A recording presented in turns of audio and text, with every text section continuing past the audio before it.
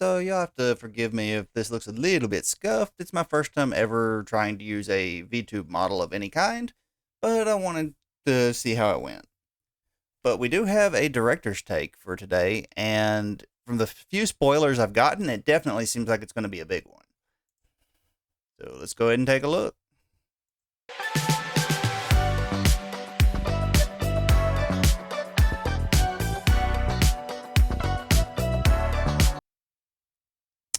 Director's take, The More You Know.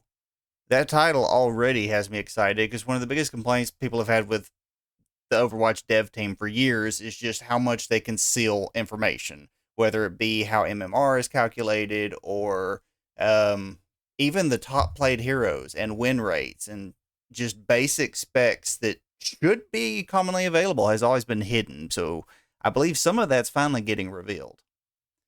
So, hey everyone, I'm back with another philosophically flavored director's take that tackles an important set of goals we're trying to accomplish on the Overwatch team. More transparency, more information, and more power to you. Great news. About 6 years too late, but still glad they're bringing it. Map voting data is an excellent example of these goals in action. We regularly hear from more vocal players about their personal experiences, which can then lead to other players to believe that it's the reality for everyone. So I'm assuming they're talking about Flashpoint and Clash there, because especially on the forums, everyone's talking about how map voting has saved the game because they never have to play Flashpoint anymore. But I mean, I've definitely seen plenty of people voting for it, and then on the opposite end, people with are still addicted to King's Row for some reason. At competitive ranks above Masters 5, Control is the most popular mode, followed by Flashpoint and Push. Oh wow, Flashpoint is second place. I am kind of surprised for that one. But when you look at ranks below Masters 5, where most players are, Hybrid is the most played mode, and Flashpoint is the least selected. I can definitely see that. So what have we got? Average vote scores. Control 2.5, 3.3. Flashpoint's averaging 1 vote per match. Honestly, kind of higher than I expected in the lower ranks, but again, that's everything below Masters. So, I mean, yeah, I can see it getting 0 votes in bronze and silver, gold, plat, diamond, probably more. So it would average out to 1. That makes sense. Yeah, so nothing really too surprising on any of the numbers on this one. I do like seeing the charts, though. So if you're in silver and convinced you're always playing hybrid maps, and your friend is in masters convinced they rarely see hybrid maps, you'd both be correct based on the reality built by your personal Overwatch environment. That environment creates a reality around you that's entirely factual, at least from where you're standing.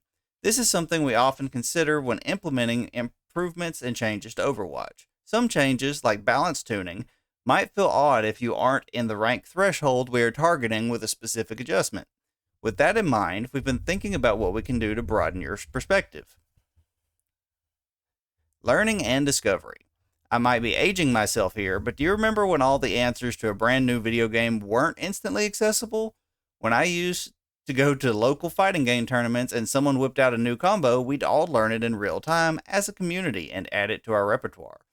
Things have changed over the years, but as designers, we still like to chase that experience through deep discovery windows.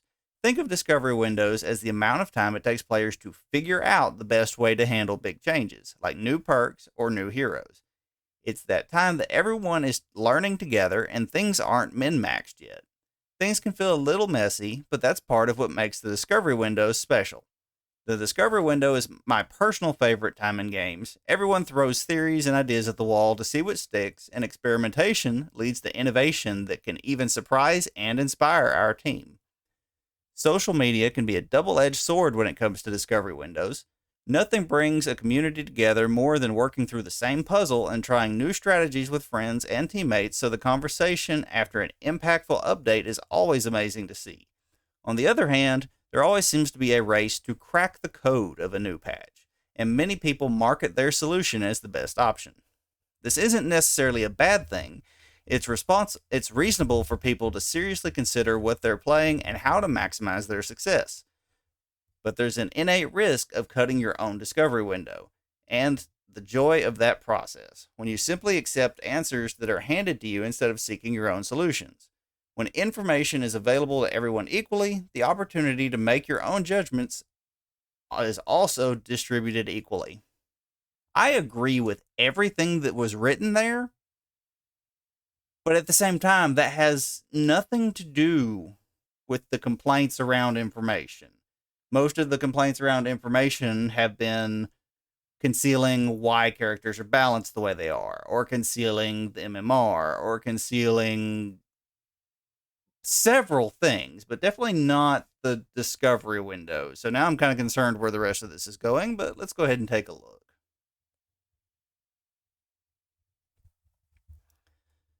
Armed with truth.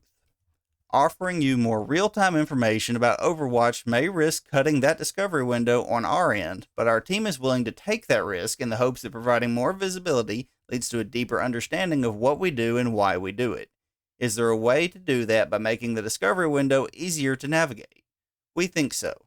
An upcoming website. Okay, this is the one that got spoiled for me. It's basically an official version of what was that website? Overbuff, which has not been updated in several seasons. So, an upcoming website we've been working on with the Battle.net team called Hero Stats will offer information many of you have been fiending for. And again, that is an understatement. I've lost count of how many arguments have happened in the forums over people disagreeing on who's overpowered or who needs a buff or who has too high of a win rate because everybody was just guessing based on what they'd seen in their own ranks. So finally having this information available is going to be nice. It'll show win rates, pick rates, and other deep dive data soon be available for everyone to analyze. And we can't wait to see what the community does with all those beautiful numbers. Here's a sneak peek from the team with a placeholder, not real data. So this is what it'll look like, but none of this information is true. It's just numbers they threw on there.